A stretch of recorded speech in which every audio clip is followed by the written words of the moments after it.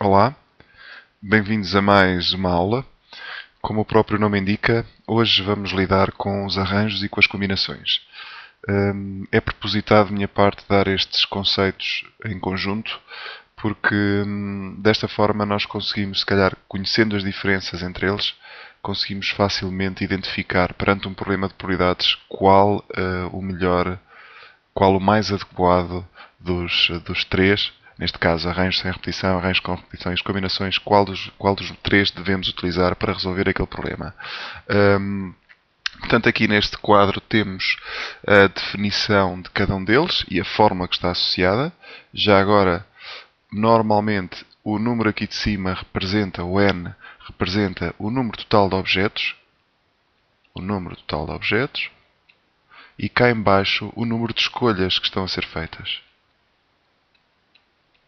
Portanto, a grande diferença, para começar, entre as combinações e os arranjos é que nas combinações não interessa a ordem em que os objetos estão a ser escolhidos. Um exemplo bastante clássico de combinações é, por exemplo, o Totoloto ou o Euromilhões. A ordem em que as bolas são extraídas num concurso não interessa, porque no final elas são todas colocadas por ordem crescente. Portanto, sair a sequência 1, 2, 3, 4, 5 ou 5, 4, 3, 2, 1, no final a chave é a mesma. O mesmo não acontece nos arranjos, quer sem repetição, quer com repetição. Bom, relativamente à diferença entre os arranjos com repetição e os arranjos sem repetição, acho que o nome diz tudo. Há uma particularidade relativamente aos arranjos que não se verifica nas combinações, que é os arranjos podem sempre ser substituídos por aquele sistema de tracinhos que nós utilizamos nas primeiras aulas, coisa que não acontece nas combinações, porque se notarem, desculpem, porque se notarem, os tracinhos normalmente estão relacionados com ordem. Há o primeiro traço, o segundo traço, o terceiro traço e por aí fora. Eu já vou falar de um exemplo específico em que uma pequena alteração vai fazer com que nós passemos de arranjos para combinações ou de combinações para arranjos. Por exemplo, imaginem a seguinte situação. Imaginem que temos 10 pessoas. 10 pessoas. Das quais se estão a escolher 3 para formar uma comissão. Para organizar, por exemplo, uma festa, um jantar ou qualquer coisa. Bem, como não há qualquer cargo que distinga uma pessoa da outra, nas escolhas que estão a ser feitas, é natural que nesta situação não interessa a ordem. Portanto, a resposta será 10 combinações de 3. Estas são as maneiras diferentes de organizar comissões de 3 pessoas para organizar, por exemplo, uma festa. E se agora essas comissões tiverem um presidente, um tesoureiro e um vogal? Aqui, claramente, a ordem já interessa. Porquê? Porque se for primeiro, se for, por exemplo, o Nuno, o presidente, e o João, o vogal, ou ao contrário, o Nuno, o vogal e o João, o presidente, já estamos perante situações diferentes. Portanto, trocar a ordem aqui vai gerar situações diferentes. Portanto, neste caso, nas comissões em que estamos a introduzir cargos, a resposta correta será 10 arranjos 3. Já agora, a forma é esta. Na calculadora, as combinações aparecem mesmo com um C, na parte de probabilidades, os arranjos aparecem com um P. Tem a ver com permutações, é a mesma coisa. E, por exemplo, ainda neste exemplo das 10 pessoas, imaginem agora que estão a ser escolhidas 3 para sortear 3 prémios diferentes, mas que são feitos, esse sorteio é feito da seguinte maneira. Temos um saco com os 10 nomes das pessoas, tira-se o nome, vê-se qual é o nome da pessoa e atribui-se um prémio. Esse nome volta para o saco e voltamos a misturar e voltamos a tirar outro nome. Portanto, a mesma pessoa pode ganhar os 3 prémios. Qual é a diferença neste caso? A ordem continua a interessar, porque os prémios são diferentes. Está bem? Se os prémios fossem iguais aqui, a ordem não interessaria. Lá está a tal ideia de cargo que eu falei há pouco. Pode vir de muitas maneiras diferentes. E a mesma pessoa pode sair várias vezes. Portanto, estamos perante arranjos com repetição. Interessa a ordem e pode-se repetir os mesmos elementos. Portanto, será 10 à linha 3 a 3. Ou seja, 10 ao cubo.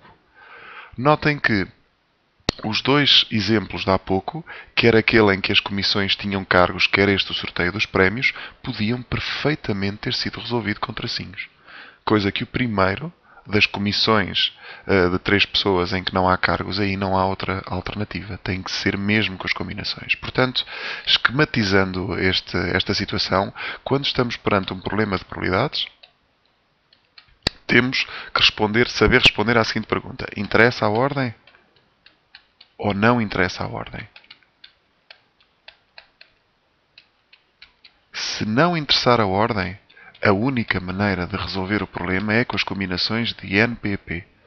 Se interessar a ordem, podemos tentar ir com os arranjos com repetição ou sem repetição, ANPP ou AN'-PP, isto, claro, dependendo se puder repetir ou não os elementos. Acho que a diferença entre estes dois arranjos é clara. Ou então temos como alternativa todos os esquemas que se podem utilizar em probabilidades. Temos é que descobrir qual é que é o mais adequado. Ou seja, os tracinhos, o diagrama de Venn, o diagrama de árvore ou até as tabelas de dupla entrada. Portanto, para mim, a meu ver, a melhor maneira de abordar um problema de probabilidades irá consistir em primeiro responder à questão se interessa ou não interessa a ordem. Vai haver alguns exercícios em que dentro do mesmo exercício podemos utilizar combinações e arranjos. Deixa-me cá pensar num simples. Imaginem que nós temos 10 iogurtes, em que 3 são naturais, todos iguais, e os outros 7 são de frutas todas diferentes. Banana, morango, ananás, por aí fora. Pronto, frutas diferentes. E que temos uma caixa com 20 espaços para colocar estes 10 iogurtes. E a pergunta, claro, é quantas maneiras diferentes existe de colocar os 10 iogurtes nesta caixa com 20 espaços. Podemos fazer da seguinte forma. Podemos começar por pensar em colocar os iogurtes naturais. Como os iogurtes naturais são todos indistinguíveis, ou seja, não têm as tais características como tinha há bocadinho aquelas comissões dos presidentes tesoureiros que os distingam, então, no fundo, a resposta para colocar os iogurtes naturais será 20 C3. E agora que já colocámos iogurtes naturais, sobram-nos 17 espaços, porque 3 já estão ocupados nessa tal caixa, para colocar os 7 de fruta. Como os 7 frutas são todos diferentes, interessa a ordem que eles estão a ser colocados. Meter o de morango no primeiro lugar e banana no segundo, ou ao contrário, gera situações diferentes. Portanto, serão arranjos. 7 a 7. Havia outra maneira de resolver este exercício, que é começar ao contrário. Começar pelos iogurtes de fruta e depois passar para os naturais. Aqui é 13, porque gastámos 7 espaços destes 20 para colocar os iogurtes de fruta. Até podem depois tentar na calculadora ver se dá a mesma coisa. E acho que já demos aqui uma boa revisão na parte dos arranjos sem repetição e nos arranjos com repetição. O meu conselho nesta fase é começarem a resolver exercícios globais onde apareçam todas as situações, para começarem a identificar quando é que se utiliza um e quando é que se utiliza outro. E volto a repetir, os arranjos podem sempre ser substituídos por outro tipo de esquemas que vos ajudem a resolver o problema. Ok? Até uma próxima aula e bom estudo.